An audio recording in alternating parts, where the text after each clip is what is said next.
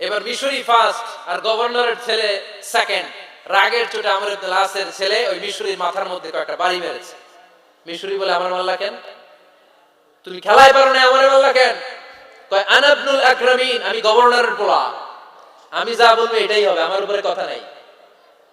মিশরি ওইখানে আর ঝগড়া বাঁধায় নাই, মনে দুঃখ নিয়ে মদিনায় চলে আসলেন। এসে বললেন, আমিরুল মুমিনিন, আপনি আমর ইবনুল আস রাদিয়াল্লাহু তাআলা আনহুকে মিশরের গভর্নর বানিয়ে পাঠিয়েছেন। একটা প্রতিযোগিতায় আমি চ্যাম্পিয়ন হয়েছি, ওনার ছেলে হয়েছে রানার আপ। কেন সে চ্যাম্পিয়ন হতে পারে নাই? এই কারণে আমার মাথায় লাঠি দিয়ে 3টা বাড়ি মেরেছে। বিচারটা দিছে কার দরবারে? কথা বুঝেন নাই বোধহয়। ওমর ফারুকের দরবার। ওমর ফারুক বললেন, তাই আগামী বছরের অমুক তারিখ আমি সব গভর্নরদেরকে ডেকে হিসাব নেই, তো ওই দিন তুই থাকবি, পারবি না? মিশর বলে, পারবো, মানে অবশ্যই পারবো। ওই দিন 7 রাজ্য থেকে 7 গভর্নর হাজির, গভর্নরদের ছেলেরাও হাজির, মিশরীয় হাজির। 7 গভর্নরের কাছ থেকে 7 এলাকার খোঁজ খবর নেয়ার পরে ওমর ফারুক বললেন, আইনাল মিসরি, মিশরি লোকটা কই, এদিকে আয়। মিশরি সামনে আসার পরে বলল, আমর ইবনুল আস, তুমি মিশরের গভর্নর, তোমার ছেলে সহ তুমি আসো। আমর ইবনুল আস এসে সামনে বসে রইলেন। এবার বললেন, ও আমর ইবনুল আসের ছেলে, তুমি নাকি ইবনুল আকরামিন গভর্নরের ছেলে, তুমি যা বলবা মিশরে নাকি তাই হবে, তোমার নাকি অনেক দাপট। নিজে একটা লাঠি এনে মিশরীর হাতে দিয়ে বললো, এবার তোর মাথায় যতটা মারছে তুই ততটা গুনে গুনে মার, আমি দেখবো। আমর ইবনুল আস দেখবে, আমর ইবনুল আসের ছেলেরে তুই এখানে মার। সে বলতেছে, থাক, আপনি বলছেন এতেই যথেষ্ট, মারা লাগবে না, আমি মাফ করে দিলাম। ওমর ফারুক বলল, খবরদার, মার, মার ওর মাথার মধ্যে। মিশরি ওমর ফারুকের ধমক শুনে ভয়ে ভয়ে 3টা বাড়ি মারলো। এই বাড়ি মারা দেখেও ওমর ফারুকের হৃদয় ঠান্ডা হয় নাই। লজ্জায় আমর ইবনুল আস, বয়স হয়ে গিয়েছে সাহাবা, মাথা তখন টাক, মাথায় চুল নাই, লজ্জায় মাথাটা হেট হয়ে মাথাটা নিচু করে রেখেছে। এবার রাগের চোটে ওমর ফারুক বললেন, এবার আমর ইবনুল আসের টাক মাথার মধ্যে একটা মার, মার। কেন ছেলেকে শিক্ষা দিতে পারে নাই? ইয়া আমর ইবনুল আস, মাতা জাআলতুমুন নাস আবিদা, তোমরা কখন মিশরীদেরকে নিজেদের দাস বানায় নিলা? ওয়াকাদ ওয়ালাদাতুম উম্মুহুম আহরারা, আর ওদের মায়েরা তো ওদেরকে স্বাধীন সন্তান হিসেবে প্রসব করেছে। মানুষদের উপর ক্ষমতাগিরি করার জন্য গভর্নর পাঠাই নাই। খবরদার, জনগণ তাদেরকে দেখভাল করার জন্য তোমাদেরকে পাঠানো হয়েছে, তাদের উপর কোনো অত্যাচার করার জন্য নয়। চিল্লায় বলেন ঠিক কি না? এরকম নেতা কয়টা লাগবে? কয়টা? ওই নেতার নাম কি? ওমর। হা হুয়া ইয়াতি ওমর। 22 জায়গায় বিশ্বনবী কয় একটা, ওমরে ফারুক বলে আরেকটা। আল্লাহ বলে, বিশ্বনবী, আপনার পক্ষে আমি আয়াত নাযিল করতে পারলাম না, আমি ওমরের পক্ষে নাযিল করে দিলাম। বিশ্বনবী বলতেন, ইন্নালি কুল্লি উম্মাতিন মুহাদ্দাস, সব উম্মতের মধ্যে, সব নবীর উম্মতের মধ্য থেকে একজন করে আল্লাহ তাকে মুহাদ্দিস বানাতো। মুহাদ্দিস না, মুহাদ্দাস। মুহাদ্দাস মানে এমন লোক যিনি যা ভাবতো ওই ভাবনাটাই আল্লাহ আয়াত হিসেবে নাযিল করে দিতেন। বিশ্বনবী বলেন, আমার উম্মতের মধ্যে মুহাদ্দাস হচ্ছে সাইয়েদনা ওমর। মদিনার সবচেয়ে বড় মুনাফিকের নাম আব্দুল্লাহ ইবনে উবাই ইবনে সালুল, সব মুনাফিকদের সরদার। কিন্তু এই মুনাফিকের ছেলেটা হলো পাক্কা ইমানদার। এই ছেলের নাম হলো আব্দুল্লাহ। আওয়াজ করে বলেন, ছেলের নাম কি? আব্দুল্লাহ ইবনে উবাই ইবনে সালুল, মুনাফিক সরদার যখন ইন্তেকাল করলো, সাইয়েদনা আব্দুল্লাহ রাদিয়াল্লাহু তাআলা আনহু বিশ্বনবীর কাছে এসে চোখের পানি ছেড়ে ডেকে বলে, নবী, আপনিও জানেন, আমিও জানি, মদিনার সবাই জানে আমার আব্বা মুনাফিকদের সরদার, কিন্তু আমার মন তো মানে না, আমার তো পিতা, আমার তো বাবা লাগে, আমার তো মন মানে না। আপনিও জানেন মুনাফিক, আমিও জানি মুনাফিক। নবী, আপনার দরবারে কিছু আমি চাই না, আপনার গায়ের একটা জামা দেন, আপনার জামাটা পরিয়ে আমার বাবারে দাফন দিব। এর উসিলায় যদি আমার আব্বারে আল্লাহ মাফ করে দেয়, দয়ার নবী, মায়ের নবী জামা খুলে দিয়ে দিলেন। পড়েন সুবহানাল্লাহ। আব্দুল্লাহ রাদিয়াল্লাহু তাআলা আবার আবদার করলেন, নবী, জানি আমার বাবা মুনাফিক, কিন্তু আমার তো বাবা, আপনার দরবারে ফরিয়াদ, আপনি নিজে যে আমার বাবার জানাজার নামাজের ইমামতি করবেন। দয়ার নবী, মায়ের নবী জানাজার নামাজে যেতে চাইলেন। ওমরে ফারুক বললেন, নবী না, খবরদার, আপনি উবাই ইবনে সালুলের জানাজায় যাবেন না। বিশ্বনবী জোর করে যেতে চাইলেন। সাইয়েদনা ফারুক বিশ্বনবীর জামা পেছন থেকে টেনে ধরলেন, আল্লাহু আকবার, টেনে ধরলেন, যাবেন না আপনি। ওমর ফারুকের হাত থেকে হ্যাচকা টান মেরে জুব্বা টান দিয়ে বিশ্বনবী জানাজায় চলে গেলেন। রব্বুল আলামিন আয়াত নাযিল করলেন, ইস্তাগফির লাহুম আও লা তাস্তাগফির লাহুম ওয়া ইন তাস্তাগফির লাহুম ৭০ মাররাতান ফালান ইয়াগফিরাল্লাহু লাহুম। নবী গো, একবার নয়, দুইবার নয়, ৭০ বারও যদি এই মুনাফিকের জন্য আপনি ক্ষমা চান, তার জন্য ক্ষমা নাই, তার জন্য আছে জাহান্নাম। ওয়ালা তাকুম, আপনি যাবেন না আলা কবরি, কখনো তাদের জানাজায় যাবেন না। এই যে একটা ভুল করে ফেলছেন, এটা এইবারই শেষ, এরপরে আর যাবেন না। সাইয়েদনা ওমর ফারুকের পক্ষে আল্লাহ তাআলা কোরআনের আয়াত নাযিল করে দিলেন, চিল্লায়ে পড়েন আল্লাহু আকবার। এভাবে 22টা জায়গায় ওমর ফারুক যা বলেছে, এটা নিয়ে একটা আলাদা আলোচনা হইতে হবে, আলাদা একটা আলোচনা লাগবে যে 22টা আয়াতে আল্লাহ তাআলা বিষ্ণুবীর পক্ষে কোরআনের আয়াত নাযিল না করে সাইয়েদনা ওমর ফারুকের পক্ষে আয়াত নাযিল করেছেন, চিল্লায়ে পড়েন সুবহানাল্লাহ। ওই ওমর ফারুককে আমাদের মডেল বানানোর দরকার আছে না নাই? ওই ওমর ফারুকের জীবনী আমাদের ছেলে মেয়েদেরকে পড়ানোর দরকার আছে না নাই? আমাদের ভবিষ্যৎ প্রজন্ম এগুলো জানে না। ওরা সালমান খান দেখে বড় হয়, ওরা শাহরুখ খান দেখে বড় হয়, ওরা ঋত্বিক রোশনকে দেখে বড় হয়, ওরা মনে করে যে এরাই বড় সুপার হিরো। আমাদের যে কত বড় সুপার হিরো আছে এরা জানেই না। নতুন প্রজন্মের কর্ণকহুরে সাইয়েদনা ওমর ফারুকের ইতিহাস পৌঁছে দেওয়ার দরকার আছে না নাই? ওমর ফারুকের ইন্তেকালের ঘটনাটা বলেই আমরা মুনাজাতের দিকে যাব। শুনবেন? শুনতে চান? উনি স্বপ্নে দেখলেন একটা লাল মোরগ ওনাকে 3টা ঠোকর মেরেছে। কয়টা? উনি জুমার নামাজে, জিলহজ মাসের শেষ সপ্তাহে জুমার নামাজে বললেন যে একটা লাল মোরগ 3টা ঠোকর মেরেছে। মুগীরা ইবনে শুবা রাদিয়াল্লাহু তাআলা আনহুর দাস আবু লুলু আল মাজুসি, এই লোকটা খঞ্জর বানাতে পারত। মুগীরা রাদিয়াল্লাহু তাআলা আনহুর দাস। মুগীরা প্রতিদিন 4 দিরহাম করে চার্জ করত, যেহেতু দাস। সে এসে বিচার দিল, আমিরুল মুমিনিন, মুগীরা আমার থেকে বেশি টাকা চায়, জুলুম করে। ওমর ফারুক বললেন, তাই? তুমি কি কাজ জানো? বলে, আমি খঞ্জর বানাতে জানি। বাড়ি কই? পারস্য। আরে তুমি খঞ্জর বানাতে জানলে তো 4 দিরহাম অনেক কম, সে তো আরো বেশি টাকা নেওয়া দরকার ছিল তোমার থেকে। আবু লুলুর এই কথা পছন্দ হয় নাই। সে কয়, ওমর তুমি সবারে দয়া দেখাও আর আমার ক্ষেত্রে কঠিন নিয়ম বানাইলা, দাঁড়াও এই নিয়ম তোমার আমি দেখাবো। এই রাগে সে বাড়িতে যে একটা খঞ্জর বানালো। কি বানালো? খঞ্জর চিনেন? ছোট্ট ছুরি। কিছুদিন আগে ওমানের সুলতান কাবুস ইন্তেকাল করেছে, জানেন আপনারা? ওনার এই কোমরের মধ্যে খঞ্জর থাকতো, ছবিতে দেখছেন? আরব শাহেক যারা সুলতান আমির, কোমরে কি থাকে? ছোরা থাকে, খঞ্জর। সে বাসায় যে একটা খঞ্জর বানালো, যেই খঞ্জরের 2 মাথা, লাহু রাসান ওয়া মাকবাদাতুহু ফি ওয়াসাতি, আর ধরার হ্যান্ডেলটা মাঝখানে, এদিকেও ছুরি এদিকেও ছুরি, যাতে এইভাবে এইভাবে মারা যায়। সে ধার দিতে লাগলো আর বলল, ওমর দাঁড়াও তোমার আমি দেখাবো। ওমর ফারুক মসজিদে নববীর ইমাম, ফজরের নামাজের সময় এ আবু লুলু আল মাজুসি বুরনুস পরে, চাদর পরে, লুকিয়ে লুকিয়ে, সে অগ্নি উপাসক, মুমিন নয়, ওমর ফারুককে অ্যাটাক করার জন্য গেলেন মসজিদে নববীতে। ওয়া কানু ইউসাল্লুনা বিগালাস, তখন ওনারা অন্ধকারে নামাজ পড়তো। নামাজের সময় যখন হলো, লুকিয়ে লুকিয়ে প্রথম কাতারে ওমর ফারুকের পিছনে মুয়াজ্জিনের পাশেই দাঁড়ালো, হাতে খঞ্জর। ইকামত হলো, ওমর ফারুক সালাত শুরু করলেন, ফজরের সালাত, আল্লাহু আকবার। নামাজ শুরু করলেন, সূরা ফাতিহা বললেন। আরেকটা সূরা যখন পড়তে যাবেন, in the mean time Abu Lulu এই খঞ্জর নিয়ে ওমর ফারুকের বুকের মধ্যে 3টা স্টেবিং করলেন। একটা মারলেন নাভির নিচে, মারার সাথে সাথে পাকস্থলী কেটে গেল। আরেকটা মারলেন পাজরে, পাজর ছিঁড়ে গেল। 3টা মারার পরে ওমর ফারুক বললেন, কাতালানি আল কাল, এক কুকুর আমাকে মেরে ফেলেছে।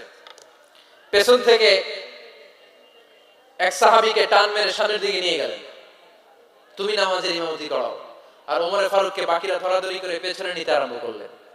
আর এই আত্মাই আক্রমণ যে করেছে, সে কাতারের মাঝখান দিয়ে যেতে আরম্ভ করলো আর 2 দিকে ছুরি মারতে আরম্ভ করলো। 13 জন সাহাবীর গায়ে ছুরি মেরেছে, 7 জন সাহাবা স্পট ডেথ, জায়গায় মৃত্যু। এই ভয়ঙ্কর অবস্থা দেখে এক সাহাবী বুরনুস, এক ধরনের জুব্বা আছে মাথাওয়ালা, অনেকে জ্যাকেট পরছেন না এরকম মাথাওয়ালা, লম্বা জুব্বা আছে, আরবরা শীতে পরে মাথাওয়ালা, এই মাথাওয়ালা জুব্বা বের করে এক সাহাবী জালের মতো তার দিকে উড়ায় মারলো। ওই বুরনুসের মধ্যে পেঁচিয়ে আবু লুলু মাটিতে পড়ে গেল আর সুইসাইড করে ফেললো, নিজের বুকে নিজে মেরে আত্মহত্যা। যেই সাহাবীকে ইমামতির জন্য দাঁড় করালেন। উনি ছোট্ট সূরা দিয়ে প্রথম রাকাতে সূরা আল কাউসার, দ্বিতীয় রাকাতে সূরাতুল ইখলাস দিয়ে নামাজ শেষ। ওমর ফারুক বেহুশ। ওমর ফারুক কি? হ্যাঁ, বেহুশ।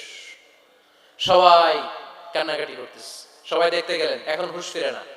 মুখের মধ্যে মুখ খুলে রাষ্ট্রের চিকিৎসক মুখের মধ্যে দুধ দিলেন, ওই নাভি দিয়ে দুধ বের হয়ে যায়, পাকস্থলী কেটে ওখান দিয়ে দুধ বের হয়ে যাচ্ছে। তারা বললো ওনারে বাঁচানো সম্ভব না, দেখেন হুঁশ ফিরে কিনা।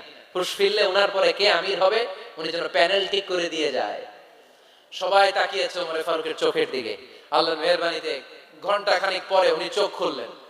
চোখ খোলার পরেই বলেন নাই ও মা আমি মরে যাই। চোখ খোলার পরে উনি বলেন নাই কে মারলো আমারে। চোখ খোলার পরে উনি বলেন নাই আমার পরে নেতা কে হবে। চোখ খোলার পরে সর্বপ্রথম কথাটি ছিল আসল্লান নাস, আমার নেতৃত্বে যে ফজরের নামাজটা শুরু হয়েছিল এটাকে ঠিকমতো তোরা পড়েছিলি? আমার নেতৃত্বে যে ফজরের জামাত শুরু হয়েছিল সেটা ঠিকঠাক মতো সমাপ্ত হয়েছিল কিনা আগে বল। আসল্লান নাস, নামাজটা হয়েছে কিনা বল। সুবহানাল্লাহ কইতে পারলেন না? This is Omar, hour super hero. নেতা অনেকগুলো লাগে না, এরকম নেতা একটাই যথেষ্ট যে গোটা বিশ্বকে কাঁপায় দিতে পারে। চিল্লায় বলো ঠিক কিনা? আমরা চাই আমাদের ছেলেগুলো ওমর ফারুকের মতো বড় হোক। আমরা চাই আমাদের ছেলে মেয়েগুলো খাব্বাব, খুবাইব, সাইয়েদনা আলী, উসমান, আবু বকর রাদিয়াল্লাহু তাআলা আনহুর অনুসরণে বড় হোক, ঠিক কিনা? আমরা একটা ওমর চাই যিনি আমাদেরকে সালাতের শিক্ষা দিয়ে গিয়েছেন, ইন্তেকালের আগে বলেছেন সাল্লান নাস। এজন্য আমরা যেন নামাজ কখনো নষ্ট না করি। আল্লাহর জমিনে দ্বীন বাস্তবায়ন আসাদুহুম ফি আমরিল্লাহি ওমর। ওমর রাদিয়াল্লাহু তাআলা আনহুর মতো এত কঠোর কেউ ছিলেন না। তাই দ্বীন বাস্তবায়নে আমরা যেন কাউরে ছাড় না দেই। সবার আগে আল্লাহর দ্বীন, সবার আগে আল্লাহর কোরআন, সবার আগে আমার ইসলাম, ঠিক কিনা? চাইলেই কেউ এদেশ থেকে ইসলামকে মিটাই দিতে পারবে না। যে দেশে আল্লাহু আকবার ধ্বনির সাথে সাথে সূর্য উঠে যায়, আল্লাহু আকবার ধ্বনির সাথে সাথে সূর্য ডুবে যায়, সে দেশে আর কিছু থাকবে না থাক আমার ইসলাম থাকবেই, আর কিছু থাকবে না থাক আমার কোরআন থাকবেই। সে ইসলামের সাথে থাকতে রাজি আছেন তো? কোরআনের সাথে থাকতে রাজি আছেন তো? পড়েন। স্বপ্নে দেখলেন কোন সাহাবীর জুব্বা নাবি, কোন সাহাবীটা হাঁটু, কারোটা টাকনু, কিন্তু ওমর ফারুকের জুব্বা এত লম্বা, ইয়াজুরু সাওবাহু, তিনি তার জুব্বা টেনে হিচড়ে যাচ্ছেন। বিষ্ণু বললেন এটা দ্বারা আমি দ্বীন, আমি তাকওয়া, দ্বীনদারি, তাকওয়া এটার ব্যাখ্যা করেছি। তার মানে ওমর ফারুকের তাকওয়ার সামনে সব তাকওয়া পানি হয়ে যাবে। কোন সুবহানাল্লাহ। আল্লাহ তাআলা সাইয়েদনা ওমর ফারুককে দ্বীনের জ্ঞান দিয়েছেন, তাকওয়া দিয়েছেন। যুবক ভাইরা, যাকে আল্লাহ তাআলা দ্বীনের জ্ঞান দেয়, যাকে আল্লাহ তাআলা তাকওয়ার এই গুণ দিয়ে সমৃদ্ধ করে, তার জন্য গোটা বিশ্বের সব দরজাগুলোকে ওপেন করে দেয় কে? কত বড় মুত্তাকি ছিলেন সাইয়েদনা ওমর ফারুক। মদিনার সমাজে কয়জন মুনাফিক ছিল বিশ্বনবী ছাড়া কেউ বলতে পারতেন না। বিশ্বনবী কোন সাহাবীকে মুনাফিকদের লিস্ট দিয়ে যান নাই একজন সাহাবী ছাড়া। দেখি কেউ বলতে পারেন কি ওই সাহাবীর নাম? কি নাম? হুযায়ফা ইবনুল ইয়ামান রাদিয়াল্লাহু তাআলা আনহু। ওনাকে বলা হতো সাহিবু সিররি রাসূলিল্লাহ, আল্লাহ রাসূল সাল্লাল্লাহু আলাইহি ওয়াসাল্লামের গোপন তথ্যের ধারক বাহক। সুবহানাল্লাহ পড়বেন না? বিশ্বনবী ইন্তেকালের আগে মদিনার সমাজে মোট কয়জন মুনাফিক আছে এই তথ্য আবু বকরকে বলেন নাই, ওমর রাদিয়াল্লাহু তাআলা আনহুকে বলেন নাই, উসমান রাদিয়াল্লাহু তাআলা আনহু, আলী রাদিয়াল্লাহু তাআলা আনহু, আশারাতুল মুবাশশিরিনা বিল জান্নাহ কোন সাহাবীকে বলেন নাই। শুধুমাত্র কেবলমাত্র একমাত্র হুযায়ফা ইবনুল ইয়ামান রাদিয়াল্লাহু তাআলা আনহুর কাছে মুনাফিকদের লিস্টে বিশ্বনবী দিয়ে গিয়েছে। সুবহানাল্লাহ পড়েন। মদিনায় কারা কারা মুনাফিক কেউ জানতো না হুযায়ফা ছাড়া। কে ছাড়া? নামটা আজকে মুখস্থ করেন যাতে অন্য কোনো ওয়াজে কেউ জিজ্ঞেস করলে বলতে পারেন। মুনাফিকদের লিস্ট যে সাহাবীর কাছে বিশ্বনবী দিয়ে গিয়েছিলেন, সাহাবীর নাম কি? নাম? নামটা কেমন লাগে? ভালো লাগে? অনেকে আমারে জিজ্ঞেস করে হুজুর আমার ছেলে হবে আগামী মাসে, একটা নাম দেন। নাম দিয়ে দিলাম হুযায়ফা। যাদের হবে ছেলে, এলাকায় যাদের নেক্সট কয়েক মাসে ছেলে হবে খালি হুযায়ফা চলবে। কি চলবে? ভাল লাগে? নামটা ভাল লাগে? রাইখেন, অনেক সুন্দর নাম। উনি জানতেন মুনাফিক কারা। দেখেন ওমর ফারুকের তাকওয়ার লেভেলটা কত হাই। ওমর ফারুক একদিন হুযায়ফা রাদিয়াল্লাহু তাআলা আনহুর কাছে গেলেন, যে বললেন হুযায়ফা, বিশ্বনবী ইন্তেকালের আগে মুনাফিকদের নামের লিস্টটা কারো কাছে দেয় নাই, আমার জানা নাই, সাইয়েদনা আবু বকরের জানা নাই, কোন সাহাবীর জানা নাই তুমি ছাড়া। আমি তোমার কাছে জানতে চাই, আমি ওমরের নামটা ওই মুনাফিকদের খাতায় আছে কিনা আমার একটু বলো। আমার ওমরের নামটা ওই মুনাফিকদের লিস্টিতে একটু আছে কিনা নামটা একটু বলো। যদি থাকে আমি ভালো হয়ে যাব, আমি নেফাকি দূর করে পাক্কা মুমিন হতে চাই। আমার নাম যদি মুনাফিকের লিস্টে থাকে আমি তো শেষ। হুযায়ফা চোখের পানি ছেড়ে দিয়ে বলে, আমিরুল মুমিনিন কেমন প্রশ্ন করলেন আপনি? আপনি বিশ্বনবীর শ্বশুর, এই উম্মতে আপনার পজিশন 3 নাম্বার। আপনারে মুনাফিকরা ভয় পায়, শয়তান আপনারে ভয় পায়। আপনি জান্নাতে সব বয়স্ক লোকদেরকে নিয়ে জান্নাতের মধ্যে আগে আগে ঢুকবেন, কেমন করে মুনাফিকদের কাতারে আপনার নাম থাকতে পারে? ওমর সুবহানাল্লাহ পড়ে। কি বিনয়ী, কি তাকওয়া। হুযায়ফাকে যে ধরতেন, হুযায়ফা একটু বলো না আমার নামটা মুনাফিকদের লিস্টে আছে কিনা। ওমরে ফারুকের যদি এই টেনশন থাকে যে আমি মুনাফিক হয়ে গেলাম কিনা, আমাদের এই টেনশন থাকার দরকার আছে না নাই? হ্যাঁ, যেন সব সময় আল্লাহর কাছে দোয়া করতে হবে, আল্লাহ তুমি নেফাকি থেকে আমাদেরকে বাঁচাও। আরো জোরে পড়েন আমিন। আপনারা ওঠা বসা শুরু করলেন কেন? অনেক রাত হয়ে গেছে তাই? হ্যাঁ, শেষ করে দেই তাহলে না? যে অনেকের কষ্ট হচ্ছে মনে হচ্ছে। হ্যাঁ, এক নাম্বারে যাচ্ছে এইটা সব মুখস্থ দেখি। হ্যাঁ, 1 নাম্বার 2 নাম্বার 3 নাম্বার। 1 নাম্বার হইল পেশাবখানা, 2 নাম্বার পায়খানা, 3 নাম্বার নাকি এইটা।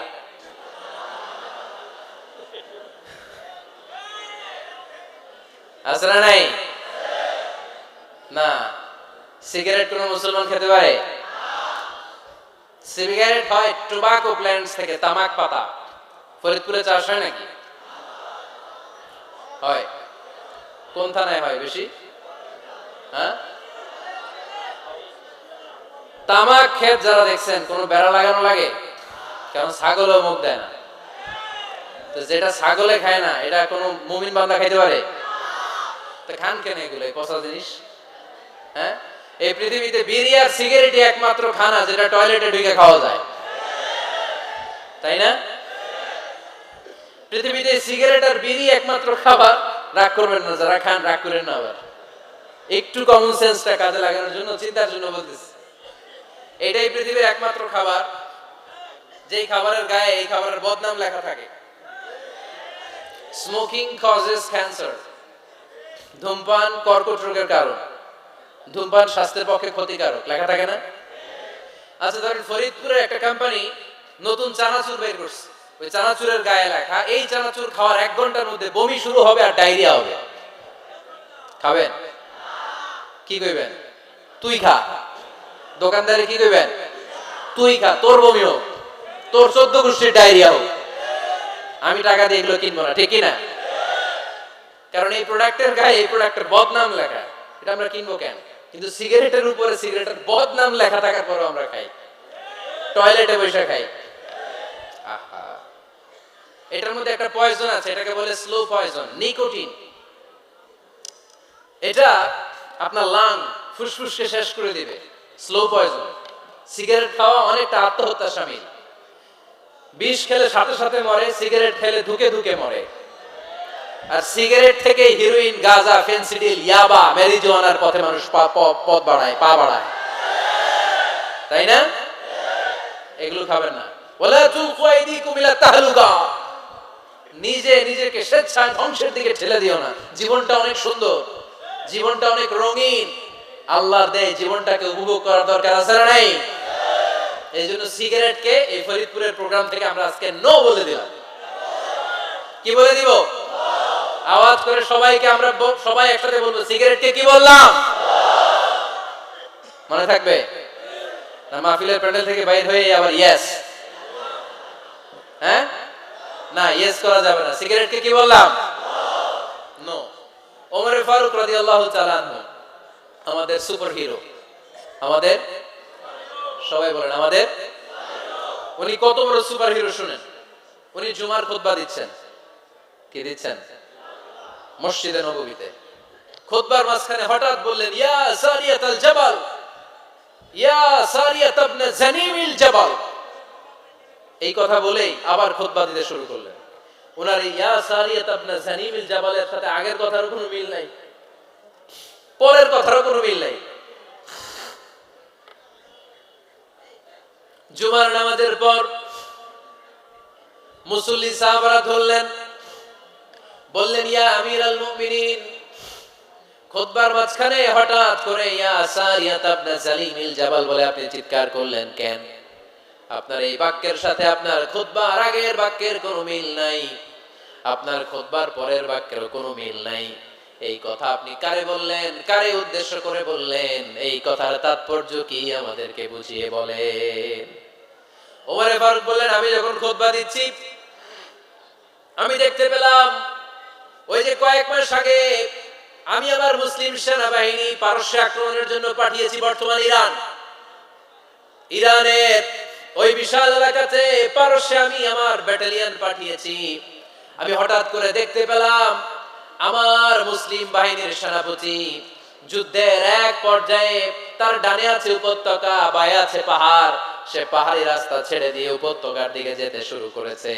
আমি দেখতে পেলাম আমার মুসলিম বাহিনী যদি উপত্যকার দিকে ছুটে বেড়ায়, কাফির মুশরিকরা আমার মুসলিম বাহিনীকে কচুকাটা করে ফেলবে। তাই আমি এখান থেকে তাদেরকে কমান্ড দিয়ে বলেছি, ইয়া সারিয়াতাল জাবাল, উপত্যকার দিকে নয় পাহাড়ের দিকে যাও, তাহলেই তোমাদের বিজয় নিশ্চিত হয়ে যাবে। উপত্যকার দিকে যেও না, ইলাল জাবাল, ইলা সারিয়াতিল জাবাল, পাহাড়ের দিকে ছোট। সাহাবারা অবাক, ঘটনা কি? উনি বসে আছেন মদিনায় মসজিদে নববীর মিম্বারে দাঁড়িয়ে, উনি যদি ইয়া সারিয়াতাল জাবাল বলে এটা কি ইরানে যাবে নাকি? ও মিয়া, তখনকার সময়ে বর্তমানের মতো মোবাইল ছিল নাকি? ইন্টারনেট ছিল নাকি? কিছু ছিল?